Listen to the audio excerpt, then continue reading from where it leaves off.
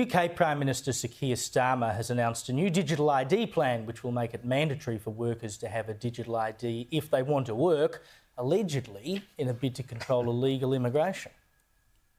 And that is why today I am announcing this government will make a new free-of-charge digital ID mandatory for the right to work by the end of this Parliament. Let me spell that out. You will not be able to work in the United Kingdom if you do not have digital ID. It's as simple as that. Can I just say, is he not the most boring man? Free of charge is the first red flag. I know. We're not going to make you pay for it. Like, the bloke is a cartoon character. Anyway, now, of course, the fear here is that it'll give the government too much power to track people. Free of charge digital ID. A petition opposing the scheme has already gathered more than 1.6 million signatures. Here's Reform UK leader Nigel Farage. All that digital ID will be is a means of controlling the population, of telling us what we can and can't do, of fining the innocent. And didn't we see it all when we had the pandemic? So this is how it starts, right? You have the digital ID so you can go to work. But then you centralise all the government services onto the digital ID, the one digital place. This has got everything in it. And then you say you can start paying your bills with your digital ID. And then you link your banking to your digital ID. And all of a sudden, everything is connected to this one government service. Now, it's all good and well when the people who you agree with are in charge. But history will show that sometimes you have governments who are not very kind to their people.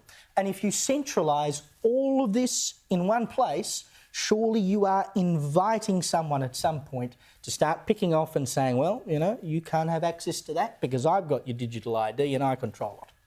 And right now in the polls, Keir Starmer is tracking to be the worst Prime Minister in terms of popularity since polling started. So people don't trust what he's saying regarding this digital ID anyway. But the two big questions is, will it be a solution to illegal immigration? I can't see it helping at all. And then will it give the government too much power and monitor people? And I think the answer to that is yes. And one thing about the UK is that their shadow economy is 10.8% of their GDP. So by bringing this in, people are still going to be working in car washes and barbers because it's already against the law to hire illegal immigrants. So I can't see anything changing other than this shadow economy just continuing to grow and people looking towards organised crime to be able to find employment. Honestly, what a ripper idea, Angela. I'm convinced that, you know, they've been sitting on this for ages, waiting for the reason. Here it is. Playing devil's advocate here, and I think what you were saying is that you worry about mission creep, that the reason for having this, the creep that occurs once you have that information. Look, Starmer has to do something about immigration, and this is his first early thoughts on it. Denmark has a card. We apparently have this card. I didn't realise that we have an ID card. I went into, there is an ID that you sign up for. But it's not compulsory. It's not compulsory. Look, the fact is that in Britain, multiple people are using the same national insurance card to put as the means to claim an income, that they're going under the table, as to your point about the shadow economy, but then they're illegal immigrants. He has to start somewhere. His policies on this have been hopeless. Farage has a lot of power. He has to engage with the public on immigration. I've just been there. The atmosphere is febrile over immigration, so at least he's opening a conversation. I think the problem is that his basic solution to sort of, solve the problem of a house fire is to just pour petrol on it until there's nothing left to burn. It doesn't matter what he does, he will not be seen as the solution. That's right. But also, and Farage can suit himself and just criticise all the things, like how could it will be popular. Because I actually came across this independent, a couple of days ago when it first happened, because I hadn't really got right into, we need to talk about Keir, and I saw this and I went, oh my God, that's it.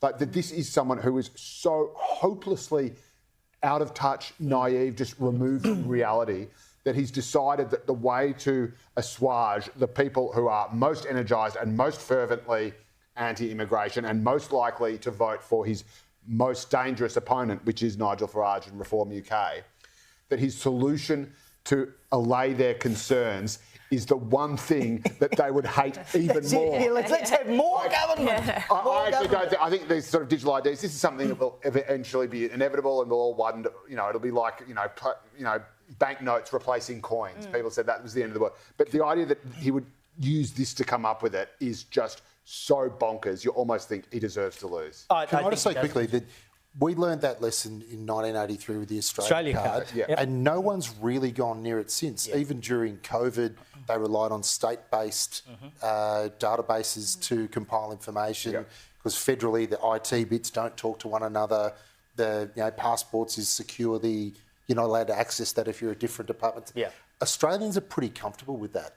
And I think that we're a bit inoculated, and therefore we're not having that same debate. But Australians don't like that idea. No, and I think it controls also them. It provides a little bit of security because we know anything online can be hacked, and the harder you make it to get hold of data. I mean, you put it all in one place.